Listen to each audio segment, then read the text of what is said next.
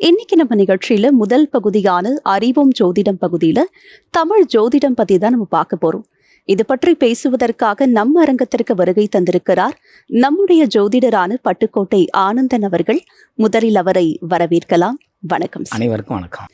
நிறைய பேருக்கு பாத சனி பத்தியும் சந்தேகங்கள் இருக்கு. அந்த சந்தேகங்களை தீர்த்து வைங்க சார். அதாவதுமா, தன்னுடைய சொந்த ராசிக்கு 2ஆம் இடத்தில் சனி பகவான் வந்து அமர்வது தான் பாதச்சனி. பொதுவாக ஜென்மஸ்தானம் சொந்த ராசிங்கிறது ஜென்மஸ்தானம், 2ஆம் இடம்ங்கிறது பாதஸ்தானம். பொதுவாக என்னென்னா, இவங்களுக்கு 12ஆம் இடம் அப்படிங்கிறது ஒரு மனித வாழ்க்கையில் அந்த விதமான பின்கால், அதாவது காலோட பின்பகுதியை குறிக்கக்கூடிய ஒரு இடம் தான் 12ஆம் இடம். அந்த 12ஆம் இடத்துல வந்து சனி பகவான் அமர்ந்து அதற்கு அப்பாற்பட்டு நேராக தலைக்கு போகிறாரு. அதான் ஜென்ம சனின்னு சொல்லி ராசியில் உட்காரும்போது தன்னுடைய அமைப்பில் தலையிலேருந்து பாதம் நோக்கி வருவதனால தான் இவருக்கு பாதச்சனின்னு பேர். முன்னொரு காலத்தில் நீங்கள் புராணங்கள்லாம் படித்தா கூட தெரியும். இந்த நல புராணம்லாம் சனி பகவான் என்ன பண்ணுவார்னா, அந்த காலில் பிடிப்பார் அந்த அமைப்பில். அதனால இன்ன வரை வந்து காலை வெளில போயிட்டு உள்ளே கழிட்டு வரும்போது கூட காலை நல்லா பின்னங்காலையும் தண்ணி ஊற்றி தேய்ச்சி கழிட்டு வாங்கம்பாங்க. அப்புறம் பார்த்தோம்னா விநாயகருக்கு கூட அவங்க வந்து என்னென்னா முதுகு பெண்டி எழுதி வச்சுட்டு போங்க, ஏன்னா பின்னாடி வந்து அவர் இப்போ பிடிப்பாருங்கனால. ஏன்னா ராசிக்கு அந்த 12ஆம் இடத்தை வந்து பிடிக்கும் போது அது தன்னோட பின்னங்காலை குறிக்கக்கூடிய ஒரு பகுதி. அதனால தான் இன்று போய் நாளை வா அப்படின்னு சொல்லி எழுதுவார். ஏன் அவர் வந்து கையில் எழுதக்கூடாதா, ஏன் தும்பிக்கையில் கூட எழுதலாமே, ஏன் பின்னாடினா அவர் பின்னால் இருந்து தான் அந்த அமைப்பை செயல்பட்டு தலைக்கு போய் தலையிலேருந்து பாதம் நோக்கி வர்றது தான் இந்த பாதச்சனி. இந்த பாதச்சனி எப்படியெல்லாம் பலன், நல்ல தீய பலன் செய்யுங்க நான் கட்ட மூலியமாக ரொம்ப அழகாக விளக்குறேன். அதில் பார்த்து தெரிஞ்சுக்கலாம் வாங்க. இப்போ கும்பராசினியர்களுக்கு இப்போ நடக்கிறது வந்து இயல்பாகவே வந்து என்னென்னா, பாதச்சனி இந்த 2ஆம் இடம். பொதுவாக நீங்கள் பார்த்தீங்க அப்படின்னம்னா, ஒவ்வொரு இடத்துலையும் அவர் வந்து 2.5 வருஷம் சஞ்சரிப்பார். இங்கே 2.5 வருஷம், இங்கே 2.5 வருஷம், இங்கே 2.5 வருஷம். இந்த 3 சேர்ந்தது தான் 3 × 2 7.5 சனி. இப்போ இந்த காலகட்டங்களில் இந்த அமைப்பில் என்ன பண்ணுவார்னா, இந்த இடத்துக்கு வரும்போது இதை தன்னுடைய 7.5 மாதமாக ஒரு 4 பிரிவாக பிரிப்பார். முதல்ல தன்னோட வந்த இடத்துக்குரிய பலன், அதற்கப்புறம் அவருக்கு 3, 7, 10ன்னு பார்வை, அடுத்து 3ஆம் இடத்து பார்வை, 7ஆம் இடத்து பார்வை, 10ஆம் இடத்து பார்வை.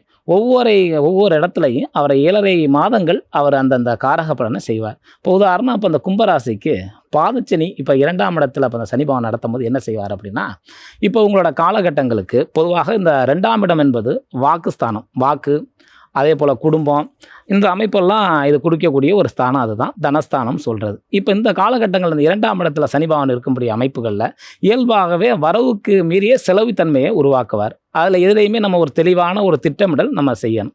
ஒரு வீடு கட்ட போகிறோம், இல்லை ஒரு திருமணம் பண்ண போகிறோம், முன்கூட்டியே அந்த அமைப்புகளில் கரெக்டான அந்த வரவுக்கு ஏற்ற செலவுக்கு செய்ய நம்ம கற்றுக்கணும். அந்த காலகட்டங்களில் வரவு 8 வந்தால் செலவு 18 கொடுக்கறதுக்கு அவர் கடமையை செய்வார். ஆனால் அதற்கேற்ற போல் வரவுக்கேற்ற செலவு செய்து அந்த காலகட்டங்களில் அந்த 2ஆம் இடத்து முதல் அந்த 7.5 மாத காலங்கள் ரொம்ப நிதானித்து, அதே மாதிரி வாக்குஸ்தானம் அப்படிங்கிறதுல யார்ட்டையும் பேசுவதில் ரொம்ப கவனங்கள் தேவை. யாருக்கிட்டையா இருக்கட்டும், அப்பாட்டையா இருக்கட்டும், அம்மாட்டையா இருக்கட்டும், இல்லை அண்ணன்ட்ட, தம்பிட்ட, இல்லை மற்றவற்றை யார்கிட்டனாலும் வாக்கில் ரொம்ப கவனத்தை கடைபிடிக்கக்கூடிய ஒரு காலங்கள் இந்த 2ஆம் இடத்துக்குரிய ஒரு காலங்கள். அடுத்து பார்த்தோம் அப்படின்னம்னா, இவர் முதல் பார்வையாக 3ஆம் பார்வையால் 4ஆம் இடத்தை பார்க்குறார்.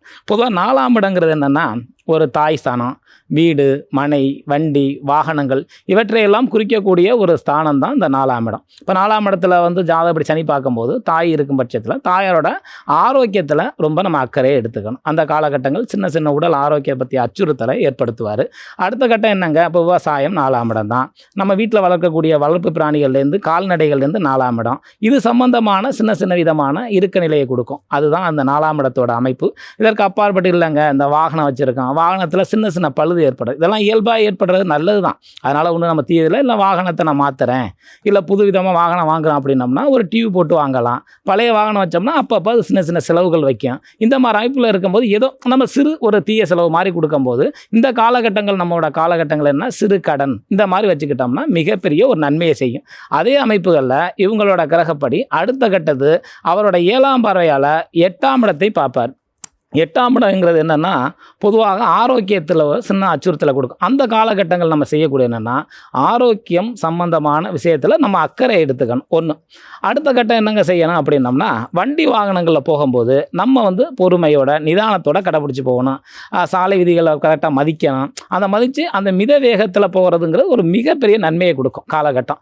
அதனால் அந்த காலகட்டங்கள் நம்ம தான் அந்த சனியோட பார்வை இருக்கும்போது நம்மளை சரிப்படுத்திக்குவது ரீதியாக இந்த விதமான இருக்க கர்மா டோட்டலாக நல்லாவே குறைஞ்சி ஒரு நல்ல மாற்றத்தை கொடுக்கும். ஒன்று. அடுத்த கட்டம் என்னங்க, 8ஆம் இடம் ஒரு தூரதேச பிரயாணம் பண்ணுறது. அங்கே தூரதேசம்னா தன்னை ஊரை விட்டு இன்னொரு இடத்துக்கு ஜீவனத்துக்காக போகிறது.